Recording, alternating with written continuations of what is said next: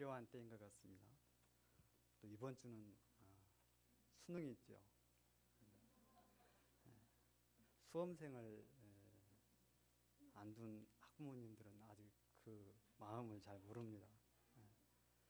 수험생을 둔 학부모님의 마음에도 하나님께서 평안을 주시기를 기도합니다. 17절 요절 말씀 읽고 시작하겠습니다. 17절 시작.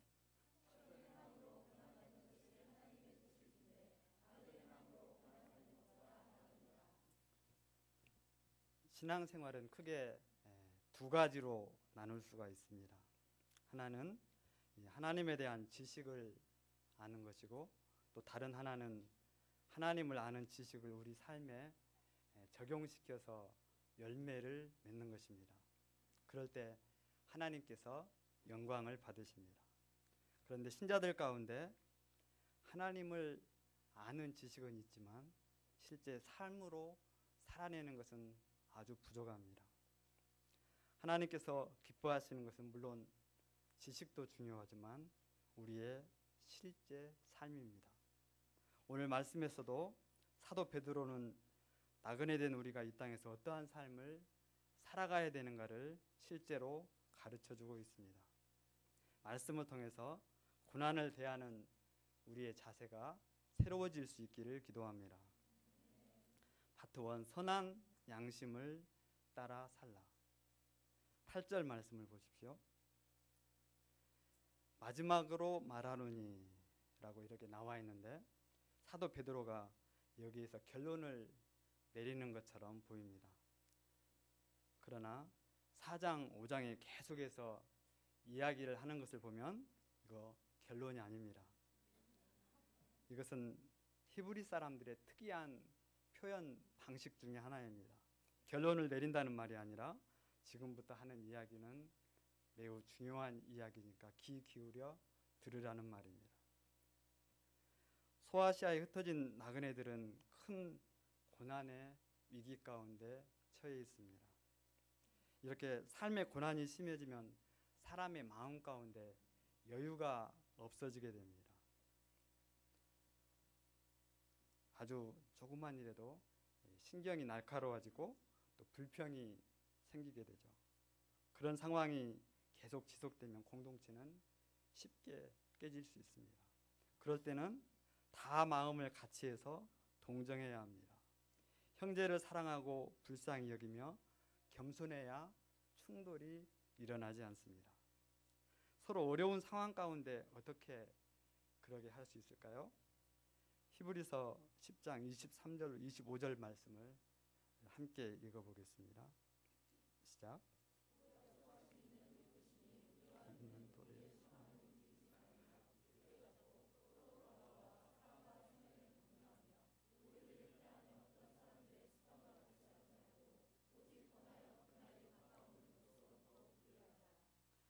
상황이 어려울수록 뭐라고 말합니까? 자꾸 모여라고 이야기합니다. 모여서 뭐합니까? 하나님의 말씀으로 은혜를 나누고 서로를 위해서 기도해주고 격려할 때 어려운 상황을 잘 극복할 수 있다고 말하고 있습니다. 설령 누가 우리에 대해서 안갚음을 한다든지 또 냉소적으로 비꼬는 말을 해도 우리는 그것을 똑같이 대해서는 안 됩니다. 그럴 때는 오히려 축복을 해줘야 됩니다. 물론 축복해 주는 것은 결코 쉽지 않습니다. 기분을 상하게 했는데 축복하고 싶은 마음이 있겠습니까? 그래도 축복을 해주는 것이 신자가 할 일이고 신자의 특권입니다. 신자는 복이 있는 사람 아닙니까? 하나님으로부터 복을 받았으니 이제 축복할 수 있는 것입니다. 그렇게 하면 악을 행한 사람도 복을 받게 되지만 우리 자신도 함께 복을 누리게 될 것입니다. 10절로 12절 말씀을 보겠습니다. 이 말씀은 9절 말씀에 대한 부연 설명입니다. 시편 34편에 기록된 내용들입니다.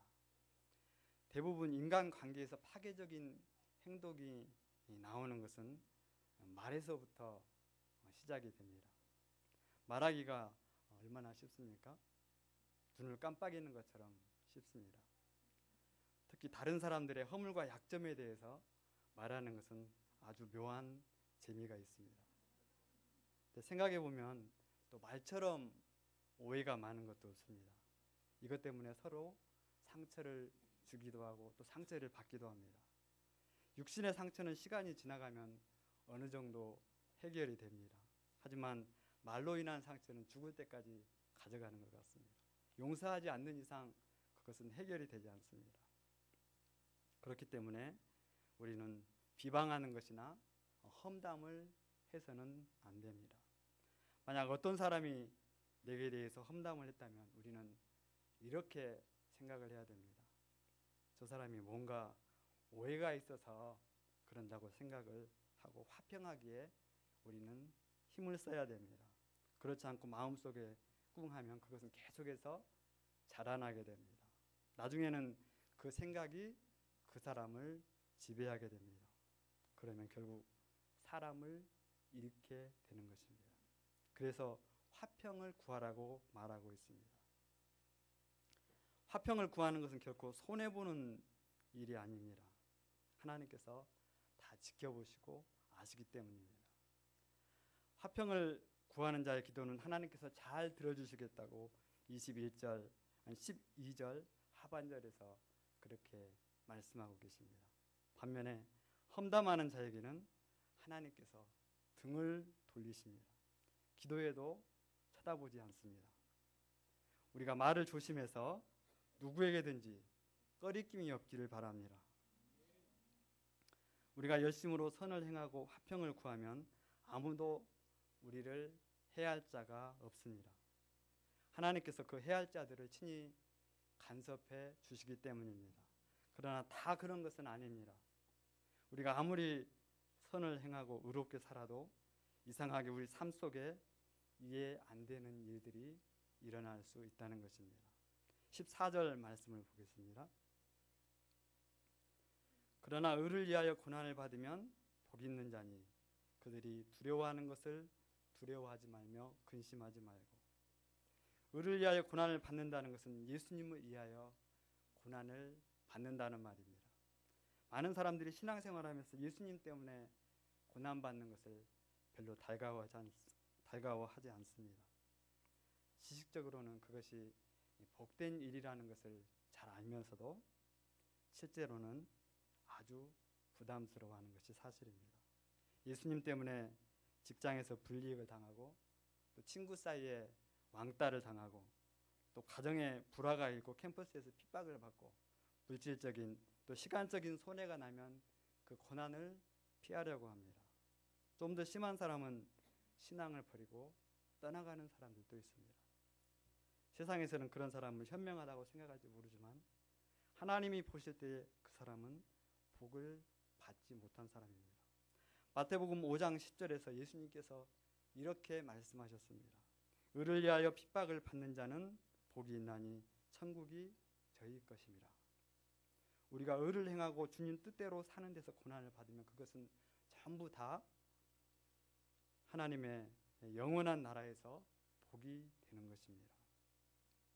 예수님을 인해서 손해보기 싫어하는 사람은 소망이 하늘에 있는 것이 아니고 이 땅에 있는 것입니다. 베드로도 한때는 예수님을 위해서 고난받는 것을 아주 두려워했습니다. 그래서 계집종 앞에서 주님을 부인했던 사람 중에 한 사람입니다.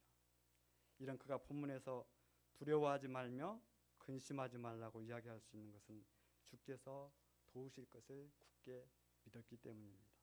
베드로가 그것을 삶으로 직접 체험을 했습니다. 우리 마음에 예수님을 하나님으로 모시면 우리는 거룩한 삶을 살아가게 됩니다. 또 우리가 거룩한 삶을 살아가면 이웃들은 그것을 보고 놀라게 됩니다. 그래서 불신자들은 신자들의 삶의 방식에 대해서 아주 궁금해합니다. 왜 너희들은 욕을 먹어도 그렇게 기뻐하고 불이익을 당해도 그렇게 가만히 있느냐? 도대체 당신들은 무슨 소망을 가지고 살아가느냐? 이런 소망에 관한 이유를 물어볼 때 우리는 할 말을 미리 준비해야 됩니다. 복음을 전할 수 있는 아주 좋은 기회입니다. 그것이 간증이 될 수 있습니다. 그런 간증은 불신자들에게 예수님을 알고자 하는 소원을 심을 수 있습니다. 간증할 때도 농담식으로 그렇게 하지 말고 또 친절하고 진지하게 대해야 됩니다. 그럴 때 천하보다 더 귀한 한 영혼을 우리가 얻게 되는 것입니다. 16절, 17절 말씀을 함께 읽어보겠습니다. 시작. 선한 양심을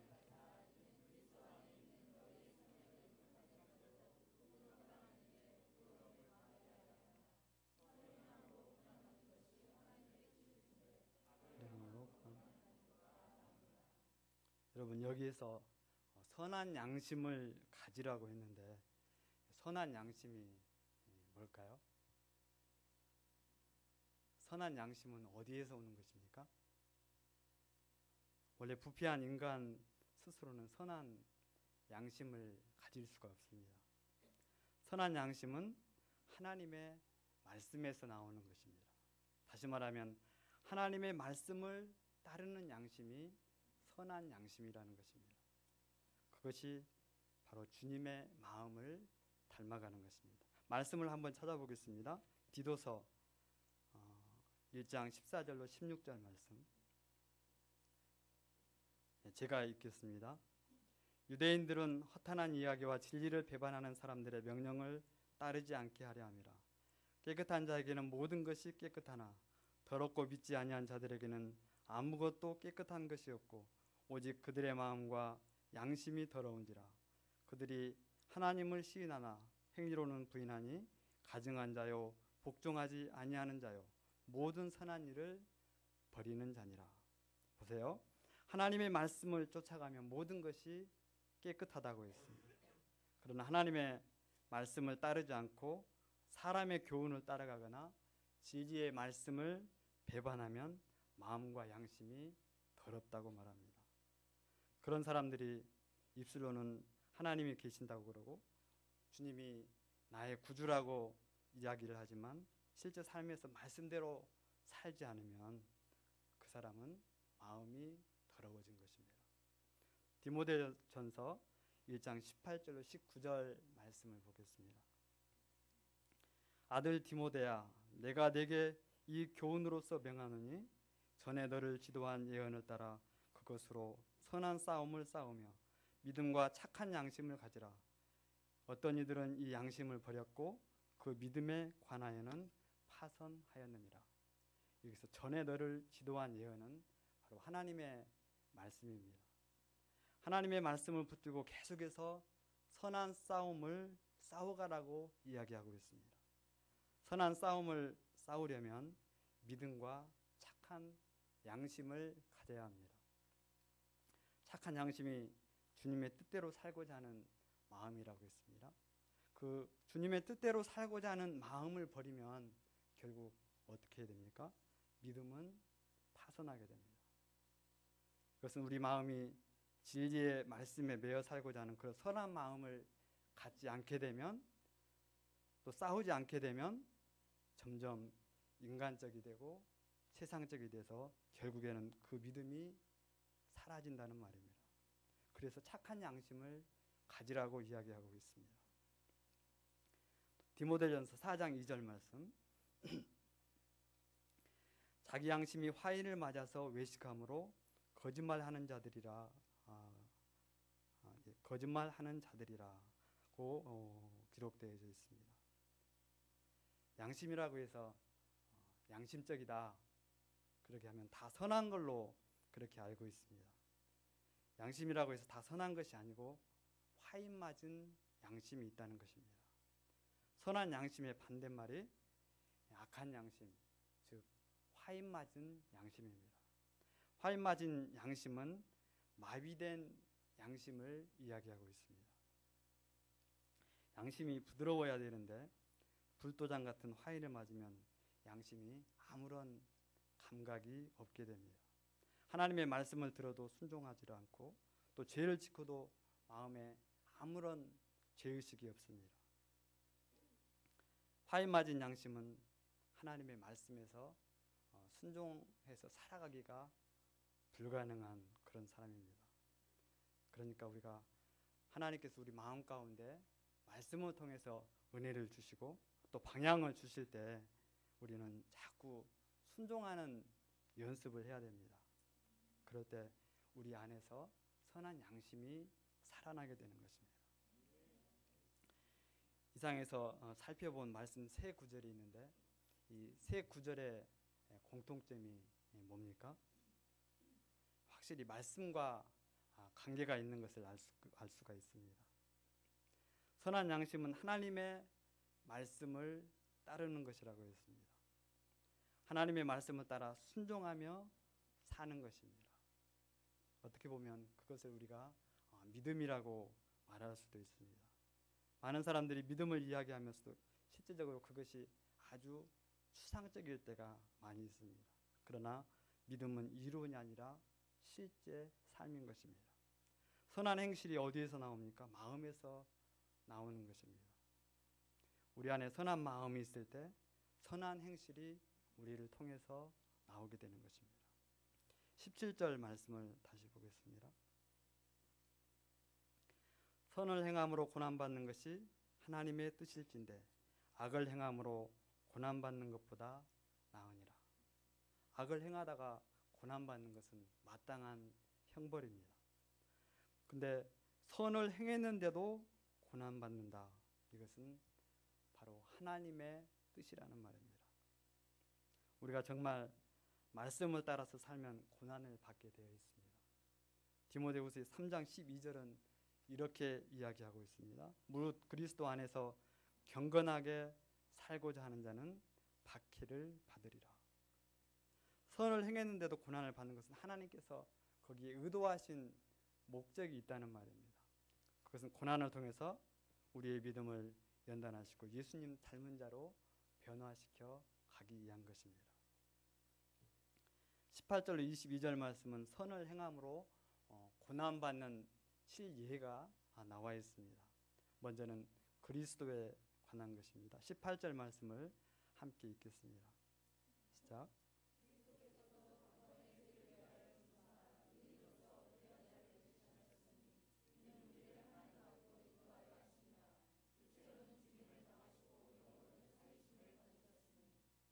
예수님은 하나님의 아들이십니다. 그분은 전혀 죄가 없는 분입니다. 그럼에도 불구하고 주님은 고난을 받으셨습니다. 예수님이 십자가의 모진 고난을 감당하신 것은 우리를 하나님 앞으로 인도하기 위함이었습니다. 예수님은 십자가에 죽으실 뿐만 아니라 성령으로 다시 살리심을 받으셨습니다. 히브리서 5장 보시면 이렇게 그것을 묘사하고 있습니다. 히브리서 5장 7절로 9절 말씀. 그는 육체에 계실 때 자기를 죽음에서 능히 구원하실 이에게 심한 통곡과 눈물로 간구와 소원을 올렸고 그의 경건하심으로 말미암아 들으심을 얻었느니라. 그가 아들이시면서도 받으신 고난으로 순종함을 배워서 온전하게 되셨은즉 자기에게 순종하는 모든 자에게 영원한 구원의 근원이 되시고. 예수님은 하나님의 아들이시지만 고난으로 순종함을 배우셨다고 말하고 있습니다. 하나님의 말씀에 순종하는 것은 때로 고난이 따릅니다. 고난 없는 영광은 없는 것입니다. 예수님도 하나님의 말씀에 순종하는 것이 결코 쉽지는 않았습니다. 하지만 순종하셨고 하나님의 구원 역사를 온전하게 이루셨습니다. 19절 말씀은 상당히 난해한 구절 중에 하나입니다. 제가 찾아봤는데 보통 5가지에서 10가지 이상의 다른 해석들이 있습니다. 19절 말씀 보십시오. 그가 또한 영으로 가서 옥에 있는 영들에게 선포하시니라. 어떤 분은 예수님이 옥에 내려가신 것이 아니고 노아가 복음을 통해서 증거한 것을 말한다고 합니다. 그 근거가 베드로전서 1장 11절 말씀입니다. 자기 속에 계신, 여기서 자기는 선지자들을 이야기하거든요. 선지자들 속에 계신 그리스도의 영이 그 받으실 고난과 후에 받으실 영광을 미리 증언하여. 보면 구약 시대 여러 선지자들이 있었습니다. 에레미야도 있고 이사야도 있고 에스겔도 있었습니다. 성부, 성자, 성령님은 창세 이전부터 계셨습니다. 그리스도의 영을 우리가 성령이라고 부르기도 합니다. 구약의 선지자들이 그냥 말씀을 선포한 것이 아니고 그리스도의 영이 선지자들에게 임해서 예수님의 죽으심과 영광을 미리 증거했습니다. 여기서는 선지자들 안에 노아도 포함을 시키고 있습니다. 그리스도의 영이 노아에게 임해서 사망과 죽음의 권세에 갇힌 영들, 사망과 죽음의 철장에 갇힌 영들, 이것을 옥이라고 그렇게 표현을 하고 있습니다. 그런 갇힌 영들에게 장차 올 심판을 예언을 했습니다. 20절 말씀을 이해하려면 홍수 심판에 대해서 우리가 좀 이야기를 해야 됩니다. 창세기 6장으로 한번 가보겠습니다. 우리가 너무나 잘 알고 있는 내용 중에 하나입니다. 노아 시대 사람들이 얼마나 타락을 했든지 그들은 육신이 되었다고 했습니다. 성경에서 육신이 되었다, 육체가 되었다, 이 말은 아주 심각하게 하나님과 멀어졌다는 말입니다. 영적인 소원이 전혀 없이 육체가 고기 덩어리로만 존재하고 있다는 것을 육체가 되었다고 표현을 합니다. 그들의 죄악은 목구멍까지 가득 찼습니다. 하나님은 이런 백성들을 물로 심판하시기로 작정을 하셨습니다. 그리고 노아에게 하나님은 방주를 만들라고 말씀하십니다. 심판까지 120년의 기한을 주셨습니다. 노아는 순종해서 방주를 만들기 시작합니다. 그리고 사람들에게 하나님의 물심판이 있음을 경고했습니다. 홍수 때 방주에 타는 사람은 구원을 얻는다고 복음을 전했습니다. 사람들은 이런 노아를 비웃기 시작을 합니다. 노아 시대는 하늘에서 비가 내린 적이 한 번도 없습니다. 또 방주를 만들려면 바다에서 만들어야지 또 산에서 만드는 것을 보고 노아를 미친 영감이라고 그렇게 놀렸을 것입니다.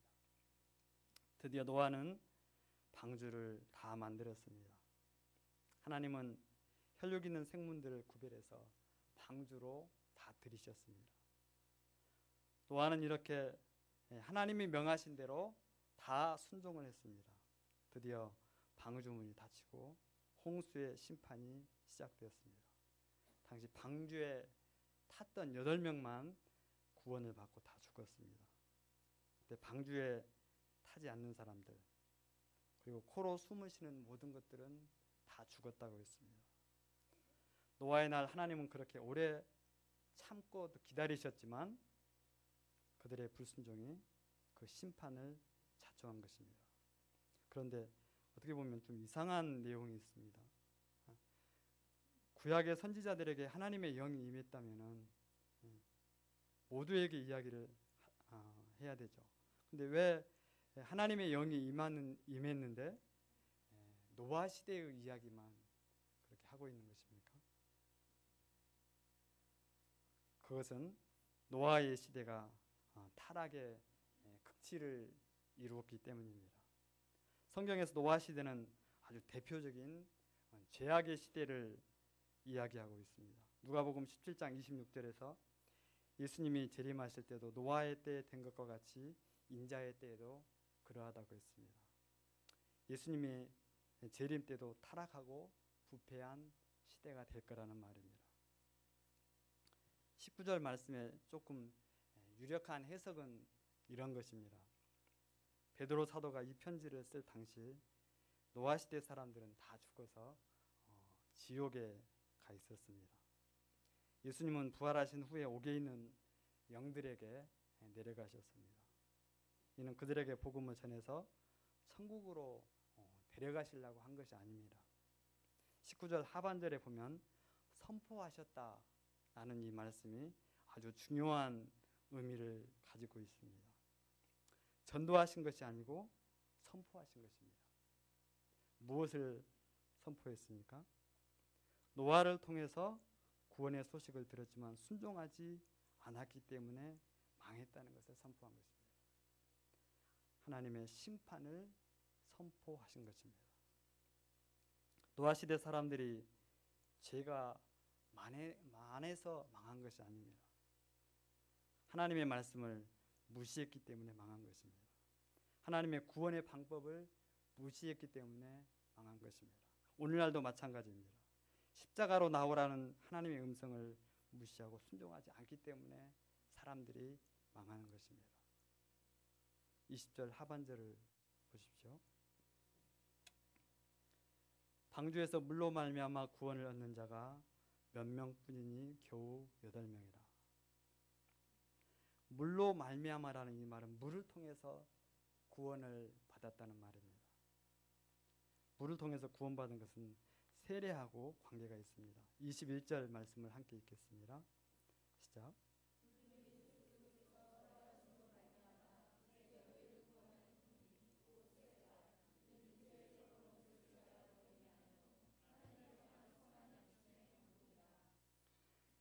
우리가 물로 겉을 씻는다고 해서 우리의 존재가 다 깨끗하게 되는 것은 아닙니다.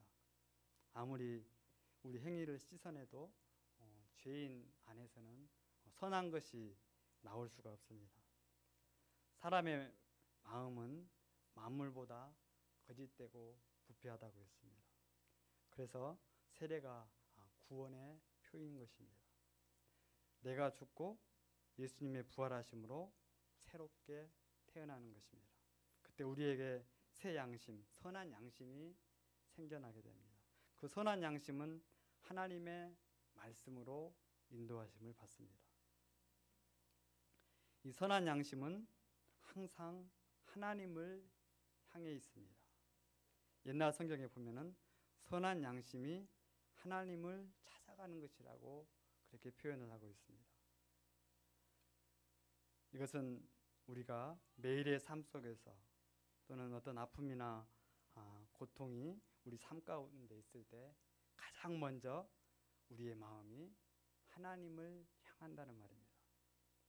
하나님께 도움을 바라고 가장 먼저 하나님을 찾아가는 것이 선한 양심의 강구입니다. 복음서에 보면 베드로나 유다나 예수님을 배반하는 것은 다 마찬가지였습니다.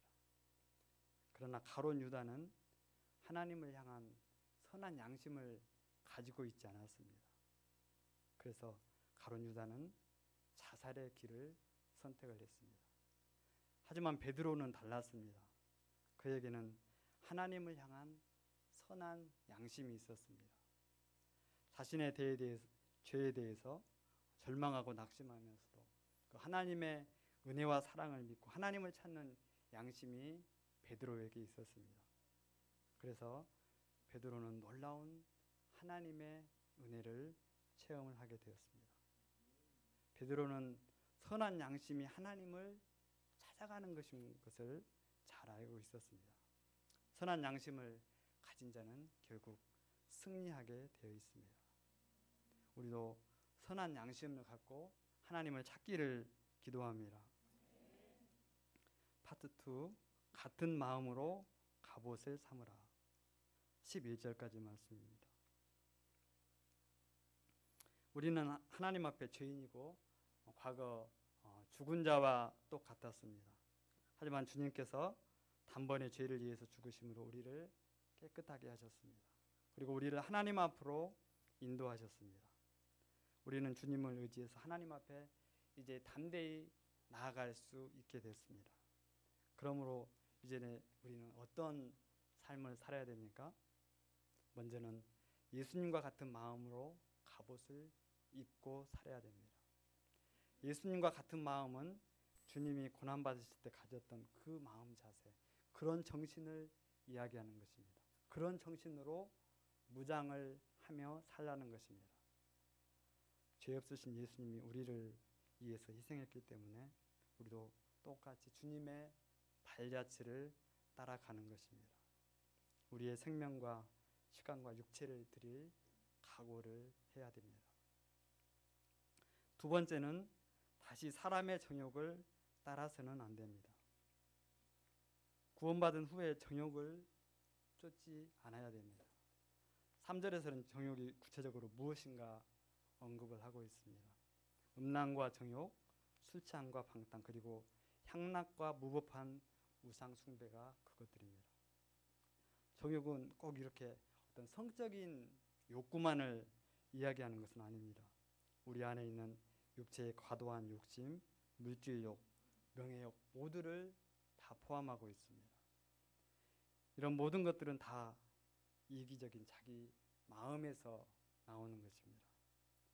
이런 것들이 우리에게 만족함을 줄 것 같지만 결코 그렇지 않습니다. 그것은 아주 순간적인 것입니다. 그러나 우리가 하나님이 원하시는 삶을 추구하면 우리는 자유롭게 살아갈 수가 있습니다. 죄의 경험은 이미 이제 지나간 것으로 충분합니다. 자꾸 죄를 경험하려고 하지 마시기를 바랍니다. 우리가 더 이상 육체의 정욕에 시간을 할애하지 않기를 기도합니다. 세 번째는 심판이 있다는 것을 기억하며 살아야 됩니다. 4절, 6절 말씀을 보겠습니다. 과거 우리가 하나님을 몰랐을 때는 방탕한 삶을 살았습니다. 그러나 이제는 그런 삶을 영원히 정리할 때가 된 것입니다. 물론 우리들의 과거 친구들은 우리가 자기들하고 어울리지 않는 이유에 대해서 잘 알지 못합니다. 함께 죄짓고 돌아다니고 그랬는데 이제 그들의 일에 동참하지 않고 성경 공부하러 간다 그러고 또 전도하러 간다고 할 때 그들은 이상하게 생각을 합니다. 왜 그들이 이런 우리를 비방하겠습니까? 그런 죄악된 삶에 대해서 우리가 동참하지 않으면 그 사람들은 정죄를 당하기 때문입니다. 정죄를 당하는 것처럼 느껴집니다. 그렇게 하면 그들이 자기 자신의 행실을 고치고 예수님을 믿고 그래야 될 것 같은데 그것이 안 되니까 자신의 죄를 합리화시키기 위해서 비방을 하는 것입니다. 그렇지만 하나님께서는 이 모든 것을 다 지켜보고 계십니다. 나중에 비방하던 자들은 주님 앞에 모든 것을 다 고하게 되고 결국 자기 발로 지옥으로 가게 되는 것입니다. 네 번째는 정신을 차리고 근신하며 깨어 기도해야 합니다. 만물의 마지막이 다가오고 있습니다. 우리가 신자나 불신자나 요즘 매일 피부로 느끼고 있는 사실입니다. 이제 예수님은 언제든지 다시 이 땅에 오실 수 있습니다. 만물의 마지막이 가까운 이때 술 취해서 혼미한 정신으로 또 세상에 취해서 혼미한 정신으로 있으면 안 됩니다. 맑은 정신을 가지고 절제된 생활을 하면서 주님이 언제 오시든 우리는 준비된 삶을 살아야 됩니다. 무엇보다도 마지막 때 무엇을 하라 그랬습니까? 뜨겁게 서로 사랑하라고 이야기하고 있습니다. 이것은 마치 우리의 인생이 오직 그 사랑 하나에 달려있는 것처럼 서로 사랑하라고 이야기하고 있습니다. 사랑이 고난을 견딜 힘을 만들어내기 때문입니다. 전도하거나 또 봉사하고자 할 때 나의 힘이 아닌 그 하나님을 의지해야 됩니다. 그때 하나님이 능력 있는 분으로 영광을 받게 될 것입니다. 말씀의 결론입니다. 선한 양심을 따라 산다는 것은 하나님의 말씀을 따라 순종하며 살아간다는 것입니다. 우리 주님이 그랬고 노아가 그랬습니다. 거기에는 고난도 포함되어 있습니다. 설령 고난이 있다 할지라도 우리는 그것을 피해서는 안 됩니다. 우리가 받는 고난은 그리스도의 남은 고난에 동참하는 것입니다. 고난이 꼭 힘든 것만 아닙니다. 주님을 사랑하면 고난도 우리에게 행복이 될 수가 있습니다. 우리가 신앙생활의 목표를 예수님으로 정하고 선한 양심을 따라서 우리 모두가 살 수 있기를 기도합니다. 요절 말씀 17절 읽고 제가 기도하고 마치겠습니다. 시작.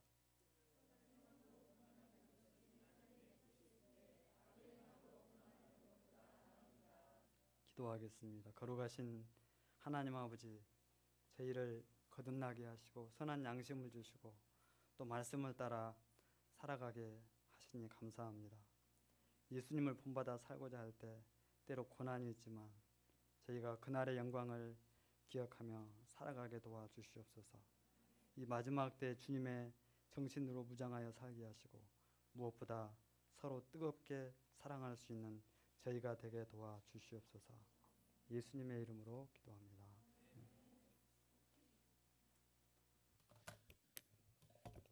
모두 일어나서 찬송 447장을 부르시겠습니다.